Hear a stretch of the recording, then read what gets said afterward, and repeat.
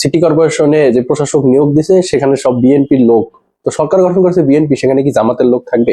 সেখানে কি আওয়ামী লীগের লোক থাকবে? সেখানে তো বিএনপির লোকই থাকবে। বিএনপি সরকার তো অবশ্যই চাইবে যে লোকটা আমার কথা শুনবে, আমার মতো করে কাজ করবে, আমি তো অবশ্যই তাকে নিয়োগ করবো। এটা তো একেবারে স্বাভাবিক একটা বিষয়। আরেকটা বিষয় হচ্ছে, অন্তর্বর্তী সরকার যখন ক্ষমতায় আসছে তখন ইশরাককে কিন্তু মেয়র হিসেবে আদালত থেকে রায় দেওয়া হয়েছিল, কিন্তু এরশাকরে কিন্তু মেয়রের চেয়ারে বসতে দেয়নি আসিফ মাহমুদ। তখন আপনাদের এই নিরপেক্ষতা, তখন এই আইনের কথা কোথায় ছিল? তখন তো আপনাদেরকে খুঁজে পাওয়া যায় না। তখন তো বলছেন যে ইশরাকের মেয়র হওয়ার দরকার নেই। আরেকটা বিষয় মনে রাখবেন, সেটা হচ্ছে পৃথিবীর সব দেশে সরকার পরিবর্তন হওয়ার পরে প্রশাসনে একটা রদবদল আসে। বিশেষ করে আমেরিকাতে এটা একটু আস্তে আস্তে আসে, আবার ইউকে তে খুব তাড়াতাড়ি আসে। বাংলাদেশেরটা কি হয়েছে, বাংলাদেশেরটা হচ্ছে মাঝামাঝি পর্যায়ে রাখছে। আমেরিকারটাও ফলো করে নাই, ইউকেরটাও ফলো করে নাই।